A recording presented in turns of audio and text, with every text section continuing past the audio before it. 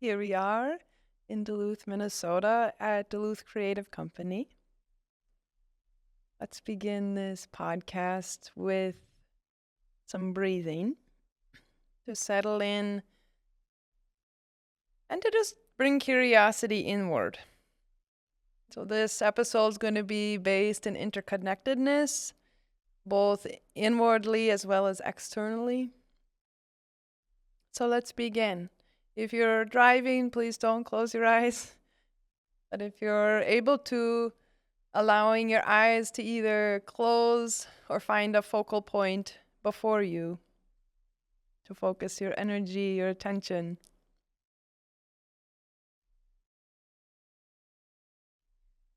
As the next breath is coming your way, initiate. So initiate the inhalation through your nostrils. And then when you get to the top, hold the breath in the body. And let it go. So however the breath leaves, let it leave its most natural course.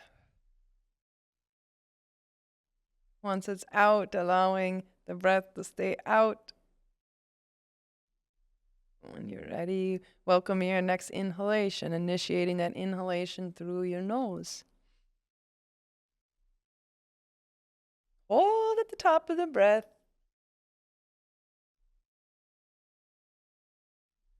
Let it go. Allowing breath to take anything that doesn't serve you outwardly.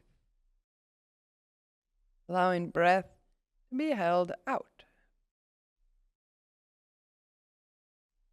Inhale in through your nose. Hold the breath at the top.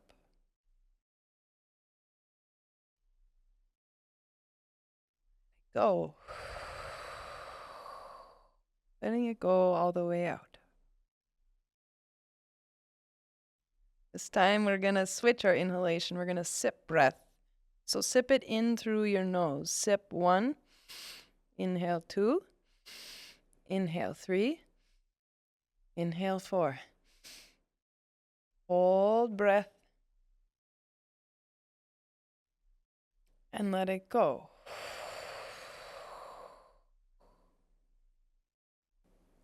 Sip 1. Sip 2. Sip 3. Sip 4. Hold breath in body.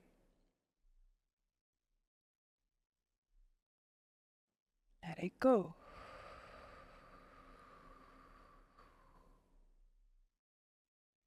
Sip 1, inhale. Sip 2, inhale. Sip 3. Sip 4. Hold. Let it go.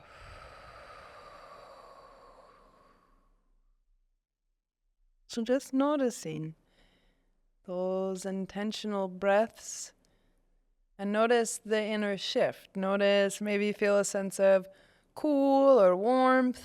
Maybe you feel some tinglies.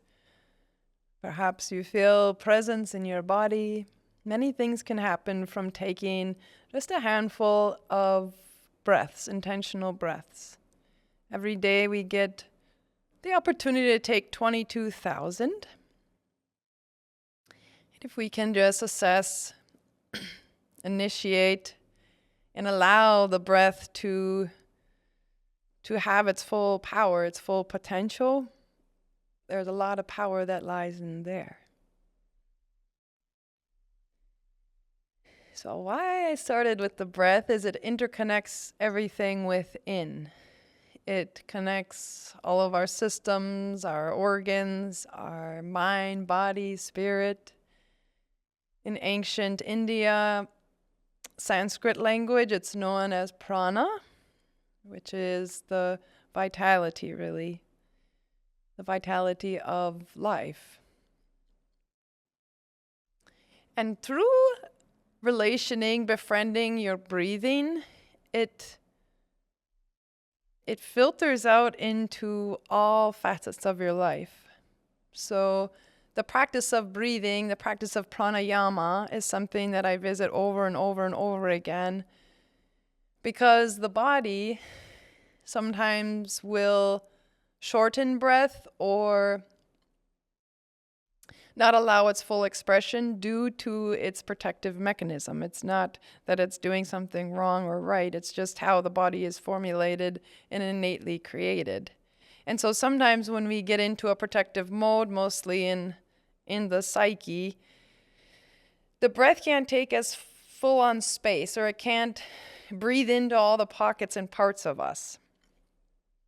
So this is why I practice breathing on easeful days or on easeful moments, because then when the more challenging and the more protective moments of being human, the breath has this memory in the body to carry forth, right? It has this space that's already been open because I've been practicing on keeping that prana moving over and over and over and over again.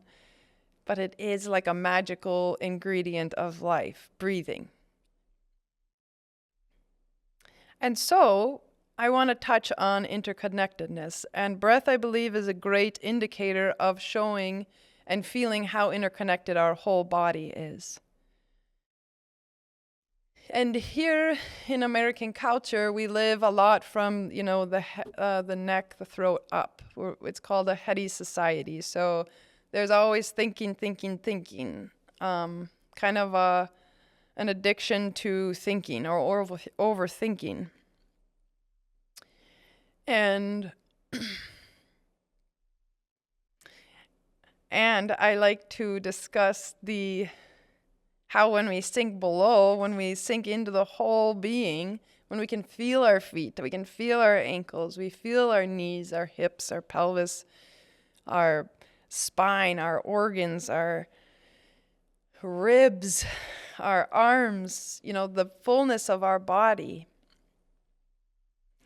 That's when I believe we can feel how interconnected the web within is, right? So, for instance, when I'm in giving therapy or giving touch therapy, yoga therapy, tapping into energy therapy, a lot of the time when the person comes in, I always intake and listen to how it is to live in their body. And sometimes I don't go directly to the space that is calling through sensation. I go to a connected point.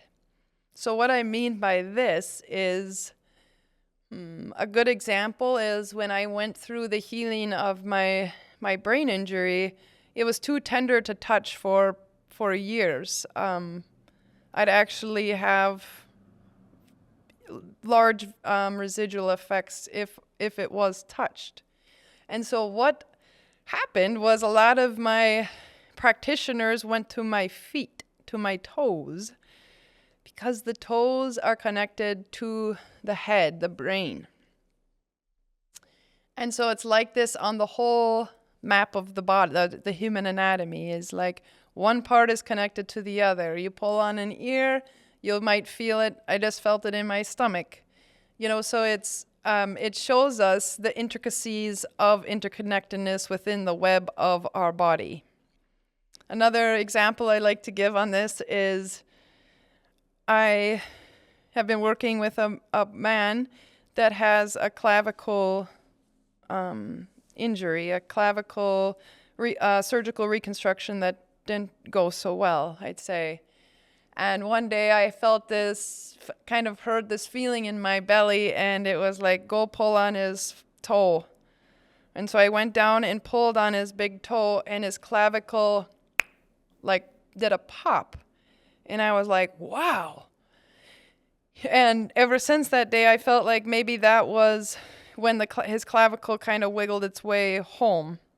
So I like to describe this stuff because it sounds kind of weird, but you might understand it in your own body, like when you're getting a pedicure, getting your feet worked on. You may feel it in your brain, or you might feel it in your stomach. And to be curious with it. That's what I think is really cool, is to stay interested and curious with the interconnectedness and the connecting dots.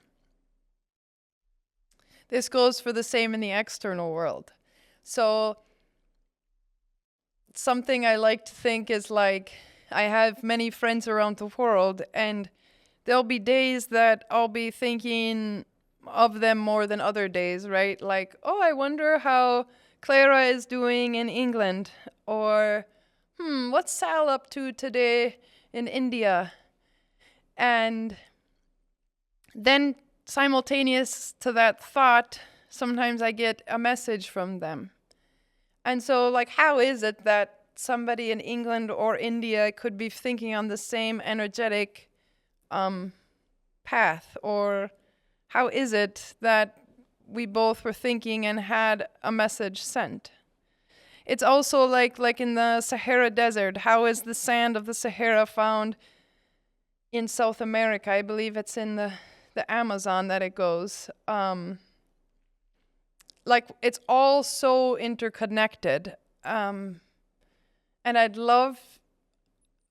designated this podcast to it because we're living in such a separated world. There's so many divisive things happening, that to focus more on how, when we pull on one thing, it affects another, or when we take a behavior or an action, it does affect somewhere else in the world. And so just to take that to ponder on, right? Like, you can start with your internal world, or you can start an external world. And just start to notice, or continue to notice, really, how interconnected not only your being is, but how you play an integral part in all of the world, the macro picture, whether it be within your family, your neighborhood, your community, however you do play the part. Just notice the small subtleties, the small intricacies. And that's one of my greatest tips in staying engaged in this human experience. So that is my ask or takeaway of you today, as a listener and as somebody engaging in this experience of humanity, is noticing the synergy, how we all vibe off of one another, how we're all playing this part of a greater picture. Thank you for listening, and I look forward to spending time together in the next podcast.